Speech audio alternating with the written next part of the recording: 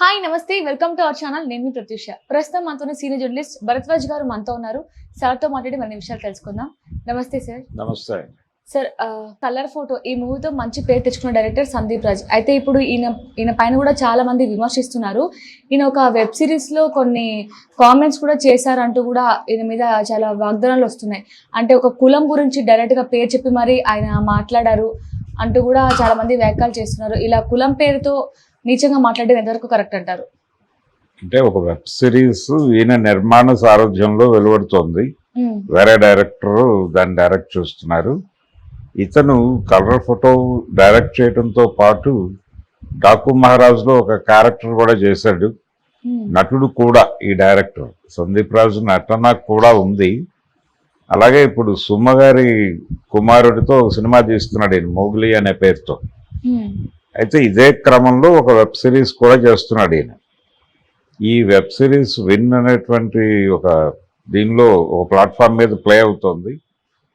దాంట్లో ఒక సన్నివేశంలో అంటే కాలేజీ ర్యాంకర్స్కి సంబంధించిన వ్యవహారం అది. ఒక కాలేజీ నేపథ్యంలో విద్యా వ్యవస్థ బ్యాక్డ్రాప్లో నడిచేటువంటి కథ అది.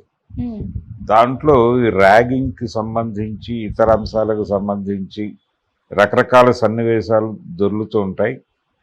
ఆ క్రమంలో పర్టికులర్గా ఒక క్యాస్ట్కి సంబంధించినటువంటి ఒక క్యాస్ట్ అని చెప్పక్కర్లేదు, ఆయన టార్గెట్ చేసింది ఏ క్యాస్ట్ని అనే విషయం ప్రపంచానికి అర్థమయ్యే పద్ధతిలోనే మాట్లాడాడు ఆయన. కమ్మ కులాన్ని టార్గెట్ చేస్తూ ఆయన అక్కడ డైలాగ్ నడిచింది. అయితే ఆ ప్లాట్ఫామ్ అదే కులానికి చెందినటువంటి వ్యక్తులకు సంబంధించిన ప్లాట్ఫామ్ మీదే ఇది ప్లే అవుతోంది. అయితే ఈ సందర్భంగా తెలుగుదేశం పార్టీ కమ్మ సంఘాలు రియాక్ట్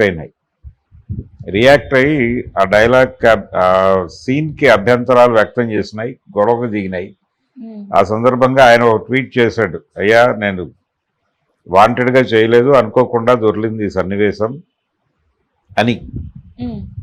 అయితే యాక్చువల్గా క్యాస్ట్ పేరుతో కాలేజీల్లో ఈ హెరాస్మెంట్లు ఇవన్నీ నడుస్తున్నాయా నడవట్లేదా అంటే నడుస్తున్నాయనే చెప్పాలి.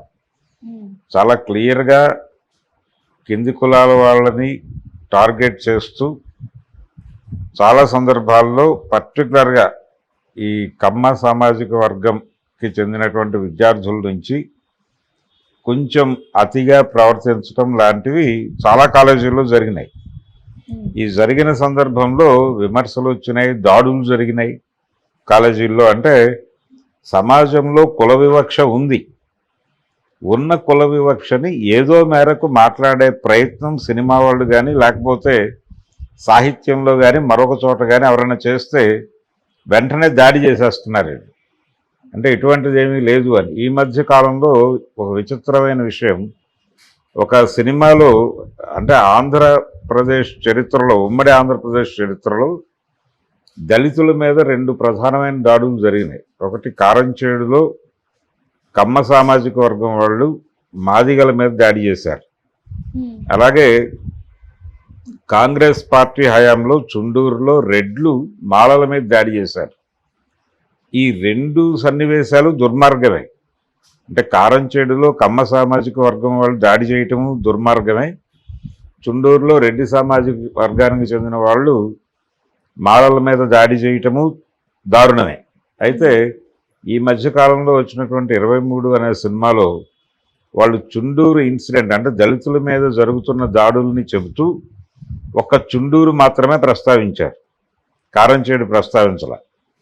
కారంచేడు ప్రస్తావించకపోవడంతో ఈ రెడ్డి సామాజిక వర్గానికి చెందిన వాళ్ళు సినిమా దర్శకుడి మీద దాడి చేశారు. దాడి చేసి వాళ్ళు కూడా దాడి చేశారు కదా, వాళ్ళది ఎందుకు చూపించలేదు, కారంచేడు ఎందుకు చూపించలేదు, కేవలం చుండూరు ఎందుకు చూపించారు అంటే మీరు కమ్మవారితో లాలూచీ పడ్డారా, లేకపోతే ఆ సినిమాని రిలీజ్ చేసింది రానాతో రాజీపడి మీరు ఆ సన్నివేశాలు పెట్టాలని అనుకోలేదా, ఇలాంటి ఒక దాడి జరిగింది ఆ సినిమా మీద. అంటే అసలు జరిగింది తప్పు అని చెప్పి అంగీకరించడం కాదు, కులం పేరుతో దాడులు జరుగుతున్నాయి అనేది అంగీకరించడం కాకుండా మమ్మల్ని మాత్రమే తిట్టారు, వాళ్ళని ఎందుకు తిట్టలేదు అని చెప్పి దాడి చేయటం అనేది జరుగుతోంది. ఇది కూడా అలాంటిదే. అనేక కాలేజీల్లో అనేక సందర్భాల్లో కింది కులాల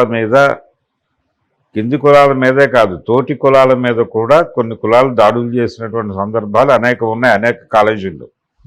పర్టికులర్గా ప్రొఫెషనల్ కోర్సుల్లో కూడా ఇది చాలా ఎక్కువ జరుగుతుంది. అంటే ర్యాగింగ్, ఈ రకమైన హెరాస్మెంట్ ఎక్కువగా జరిగేది ప్రొఫెషనల్ కాలేజెస్లోనే. అంటే ఈ ఎంబీబీఎస్ లేకపోతే ఇంజనీరింగ్ ఈ ఏరియాలోనే ఎక్కువ జరుగుతుంది. కాబట్టి ఇలా ఒక ర్యాంకర్స్ ఆ ఏరియాలో ఒక డ్రామా, ఒక ఫన్ క్రియేట్ చేయటం కోసం చేసినటువంటి వెబ్ సిరీస్ అది. ఆ వెబ్ సిరీస్ని డైరెక్ట్ చేసిన వాడు క్లింటన్ అనేటువంటి వ్యక్తి. ఇతను కేవలం ప్రొడ్యూసర్ మాత్రమే. ఇతను నటుడు, దర్శకుడు, ఇతను ఇతర వ్యవహారాల్లో ఉన్నాడు, కథకుడు. అలాగే కలర్ ఫోటో తీసినందుకు అతనికి మంచి పేరు వచ్చింది సందీప్కి. ఇన్ని విధాలుగా పేరు వస్తున్న సందర్భంలో ఇందులో దొరికినటువంటి ఒక డైలాగు, అంటే జనరల్గా ఒక పేరుతో పిలుస్తారు.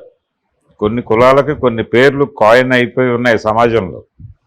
సి అనేటువంటి పేరు వాడగానే అది ఆ కమ్యూనిటీకి చెందినటువంటి సిగ్నల్ అనేది అర్థమైపోతుంది జనాలకి. రకరకాలుగా పిలుస్తారు. మనోళ్ళే అనేటువంటి పేరుతో పిలుస్తారు. కమ్మ సామాజిక వర్గానికి సంబంధించి ఏదైనా మాట్లాడాలంటే పొటాషియం అని మాట్లాడతారు.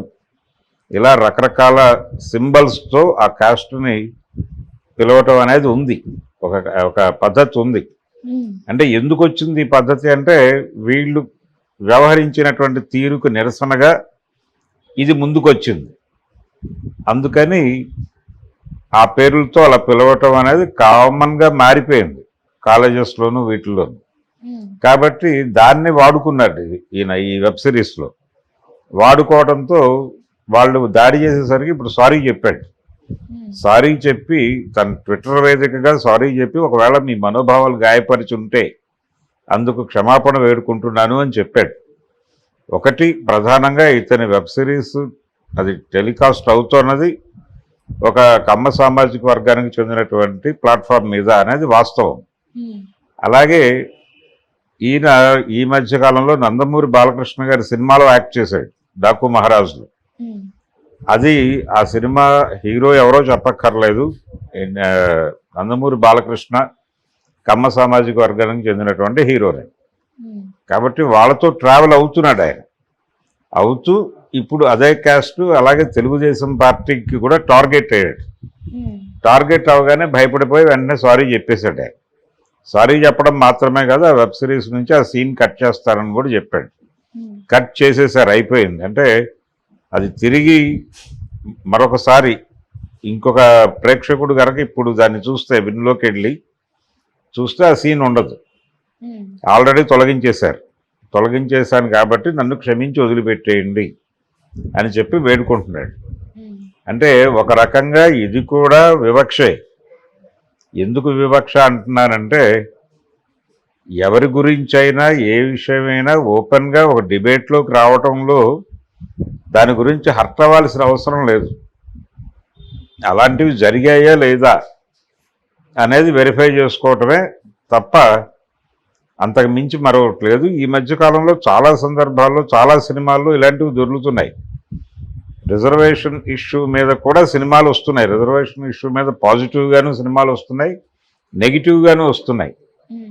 నెగిటివ్గా రావటం అంటే రిజర్వేషన్లు ఉండాల్సిన అవసరం లేదు, ప్రతిభ కొలమానంగా మనుషులందరికీ సమాన అవకాశాలు కావాలి అని సినిమా తీయటం ప్రోగ్రెసివ్ అని చెప్పి కొంతమంది తీశారు గతంలో. ఈ చదువులు మాకొద్దు ఇలాంటి సినిమాలు. కానీ కులం అనేది ఒక వాస్తవికత. కులం అనేది ఉంది సమాజంలో, కుల పీడన ఉంది, కులపరమైనటువంటి దోపిడీ ఉంది. కొన్ని కులాలు కూలి పనులు మాత్రమే చేసి బతుకుతున్నాయి, కొన్ని కులాలు సంపద మీద అజమాయిషీ నడుపుతున్నాయి. ఈ సంపద మీద అజమాయిషీ నడుపుతున్నటువంటి కులాలే అనేక చోట్ల కాలేజీల్లోనూ యూనివర్సిటీల్లోనూ ఈ కింది కులాలకు చెందినటువంటి, అంటే కూలీ కులాల నుంచి వచ్చిన వాళ్ళ మీద దాడులు చేయటం, ఇలా కంట్రోల్ చేయటం, కంట్రోల్లోకి తీసుకోవటం, తమ మీద ఏదైనా విమర్శ చేస్తే దాడులు చేయటం ఇవన్నీ చేస్తూనే ఉన్నారు, ఇప్పటికీ నడుస్తూనే ఉన్నాయి. కాబట్టి నడుస్తున్న దాన్ని కళారూపంలో మాట్లాడటాన్ని కంట్రోల్ చేయటం, అతను సారీ అంటే ఒకవేళ సారీ చెప్పకపోతే ఏం జరిగేది, ఇతనికి అవకాశాలు పోతాయి. అవకాశాలు పోతాయనే భయం చొప్పున ఇప్పుడు సందీప్ రాజ్ ఇప్పుడు తెల్ల జెండా ఎగరేశాడు భయపడి. అంటే భయపెట్టడం అనేది చాలా బలంగా చేయగలుగుతున్నారు. కమ్మ సామాజిక వర్గాన్ని టార్గెట్ చేస్తూ ఒక వెబ్ సిరీస్లో వచ్చిన డైలాగ్స్ మీద తెలుగుదేశం పార్టీ క్యాడర్ రియాక్ట్ అవటం అంటే ఆ పార్టీ ఏ క్యాస్ట్ని రిప్రజెంట్ చేస్తోంది, ఆ పార్టీ మీద ఏ కులపు జెండా ఎగురుతోంది అనేది అందరికీ తెలుసు. ఆ పార్టీ వ్యవస్థాపకుడు నందమూరి తారక రామారావు గారు ఆ కులానికి చెందినవాడే. కానీ వాళ్ళు అన్ని కులాలని కలుపుకుని పెడుతున్నామని చెప్తారు, కానీ దాని మీద ఆ జెండాయే ఎగురుతోంది అనేది మరొకసారి స్పష్టం చేసుకున్నారు వాళ్ళు. సందీప్ రాజు మీద దాడి చేస్తున్నటువంటి వాళ్ళు, అతనికి వార్నింగ్ ఇచ్చిన వాళ్ళు వాడిన భాష కూడా చాలా ఇబ్బందికరమైనటువంటి భాషే. రిజర్వేషన్ వ్యతిరేక ఆందోళన జరిగినప్పుడు అగ్రకులాల నుంచి ఎలాంటి ఆర్గ్యుమెంట్ వచ్చిందో దాదాపు అలాంటి ఆర్గ్యుమెంటే పెట్టారు. నువ్వు సినిమా తీస్తే దానికి ఫైనాన్స్ ఇచ్చేది ఎవరో తెలుసా నీకు? ఏ కులం ఫైనాన్స్ తీసుకుని నువ్వు సినిమాలు తీయగలుగుతున్నావో తెలుసా? ఏ ప్లాట్ఫామ్ మీద నువ్వు సినిమా ఇప్పుడు ఈ వెబ్ సిరీస్ చేస్తున్నావో నీకు తెలుసా? నీ సినిమాకి నిర్మాతలు ఎవరో తెలుసా? అంటే నీకు కావలసినటువంటి నీ కళని బయటకు తీసుకురావడానికి అన్ని విధాలుగా ఏ కులాన్ని వాడుకుంటున్నావో ఆ కులం మీదే విషం కక్కుతావా? తిన్న కంచంలోనే విషం కక్కుతావా? మేము నిన్ను టార్గెట్ చేస్తే నువ్వు విక్టిమ్ కార్డు చూపిస్తావు. విక్టిమ్ కార్డు చూపించటం అనే పదం వాడారు. విక్టిమ్ కార్డు అంటే వీళ్ళు దాడి చేస్తే బహుశా సందీప్ రాజు కింది కులాలకు చెందినటువంటి వ్యక్తి అయి ఉండొచ్చు. కాబట్టి మేము దాడి చేస్తే నువ్వు విక్టిమ్ కార్డు చూపించి తప్పుకునే ప్రయత్నం చేస్తావు, పైగా మా మీద అగ్రకులాలనే దాడి చేస్తావు. ఇలాంటిది మానేయి, ప్రతిభని నమ్ముకుని బతుకు, అంతే తప్ప కుల రాజకీయాలు చేయొద్దు అని వీళ్ళు అందులో మాట్లాడారు. ఇది చాలా దుర్మార్గం. ఎందుకు దుర్మార్గం అంటే ప్రతిభ అనేది మనుషులందరూ ఒక్కలాగా పెరగట్లేదు సమాజంలో. అంటే కొన్ని కులాలకి కొన్ని ప్రివిలేజెస్ ఉంటాయి, ఆ ప్రివిలేజెస్ బై బర్త్ వస్తాయి. అంటే ఒక అగ్రకులంలో పుట్టినటువంటి పిల్లవాడికి వాడు స్కూల్కి వెళ్ళే టైంకే ఒక చైతన్యం ఉంటుంది వాడికి. అదే కింది కులాల్లో అంటే పర్టికులర్గా అస్పృశ్య కులాల్లో అంటే మాలమాదిగా ఇంకా దిగువ కులాల్లో పుట్టినటువంటి పిల్లలకి స్కూల్లో చేరే టైంకి ఉండేటువంటి చైతన్యంతో పోలిస్తే అగ్రకులాల పిల్లలకి చైతన్యం చాలా ఎక్కువ ఉంటుంది. వీళ్ళిద్దరినీ ఒకే గాట కట్టేసి చూడటం అనేది కరెక్ట్ కాదు. ఆ ఉద్దేశంతోనే రిజర్వేషన్ విధానం అనేది పెట్టింది. వీళ్ళు రిజర్వేషన్ మీద దాడి చేస్తారు. ప్రతి సందర్భంలోనూ ఈ విక్టిమ్ కార్డు వాడద్దు అని చెప్పడం ద్వారా రిజర్వేషన్లు వద్దు అని చెప్పడం కోసం తాపత్రయపడతారు వీళ్ళు. ప్రతిసారి కింది కులాల మీద అన్ని విధాలుగా దాడి చేస్తారు వీళ్ళు. అందులో భాగంగానే సందీప్ రాజు మీద జరిగినటువంటి దాడిని చూడాల్సి ఉంటుంది.